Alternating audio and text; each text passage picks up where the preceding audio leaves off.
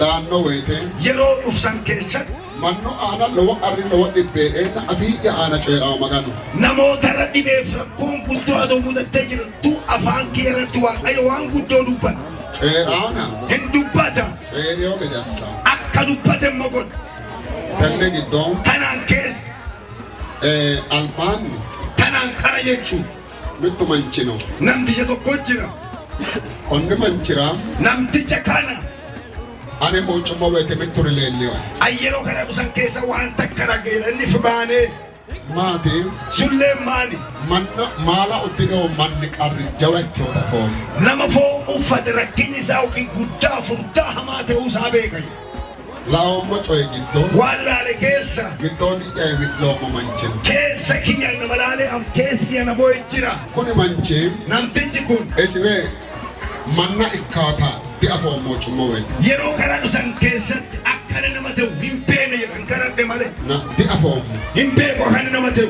maganu kaya afiiqa qaalee genneeyo Waaqayyoon immoo jecha afaan kiyya sagalee kiyya beeka jecha maganu waan afiiqa qaalee genneeyo maganii jecha afaan kiyya waan beeku ta'eef lemiina lama diri qarra rakkinya waggaa 22 hakkunoo giirate giddoo qarru giddoo bowanyate giddoo keeshoo manchisu sunuu ibidda keessa ajaa'ibolee badduu keessa jireenya hadhaa'oo yookiin busho'aa keeshoo manchino namtichi rakkate rakkoo hammana keessa mudatte jiru ture. hakkoye manchina koyetuu coommoo Namtichi sabi rakkina sabi sabasa inni namateen iddoo kanatti waaqa kiyya waame jedha. na hoocumma weetee Eega kadhadheen booda maganu isi aana assiyooreen waaqayyo waan isa irratti hojjate isi misinni ceedhanna ceedhee morno naas isa dubbatuun waan dubbannu wawqii waan arginu kan isi afiisi masakkaraana inni afaafiitiin dhugaa ba'a.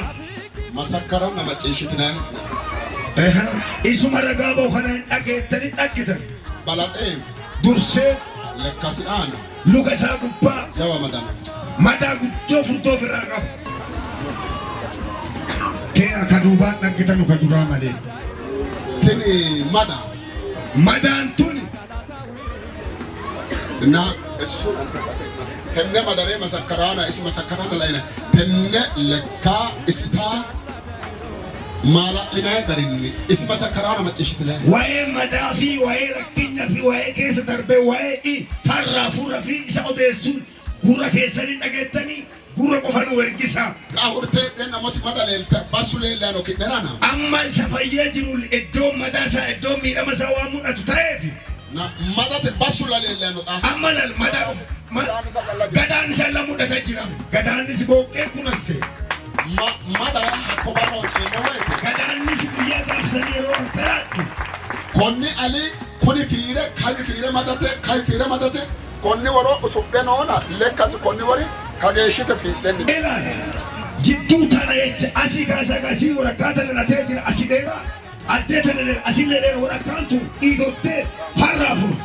lemen isqeeran namaceeshi shiiman Bakka yeroo xiqqoo isaa dubbatu dhagaya. እስካሁን ፈሪቼ ኖሬያለሁ። 22 ዓመት 11 ቀዳዳ አለው እየመገለ ነው የሚኖረው። 3 ጊዜ እርጋለም ሆስፒታል ኦፕራሲዮን ሆኛለሁ።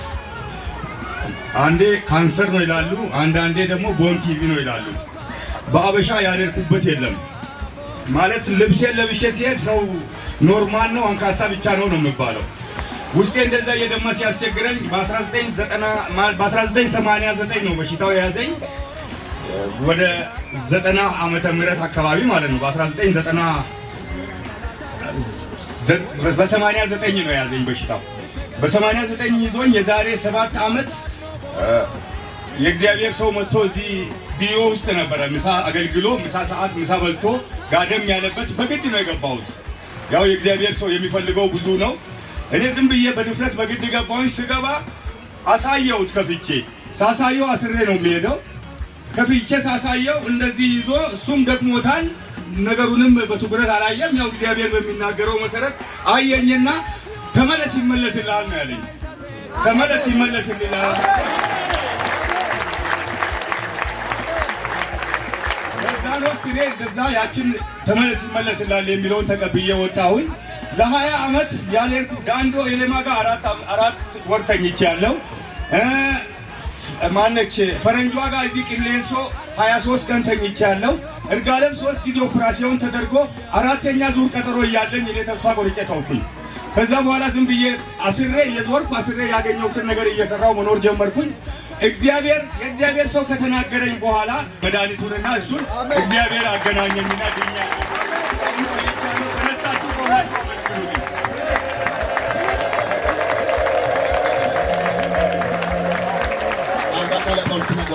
harka keessa ol kaasaa. Tini kabbaade coyeeti. Dubbiin tun dubbii ulfaattu dubbii guddoo furdoo. Higa siisiyoosi yanna giddo higara maganu gane hiiqqeyo ha ikkeyo daafira hiiqqamme tenne kaanserete dhibbi miqichu tatta'e fuleo manchira adhe dayita lae mannu ooso aana heeraare lae maala uddineyo manni coye dadilloommo ani. Bakka yeroo san keessa dhukkub kaanserii caccabsee fixee lafee keessaa baatee rakkatee isaa jiruun hin argee dhaggeen booda jiruu ilma namaa laalee hin na yookiin hin booye. Maganol baan ceeroomo qaalifitta callaawa. Jecha waaqaan dura baasisa tokko qofa. Ati maganee weegi maganu higaa hena.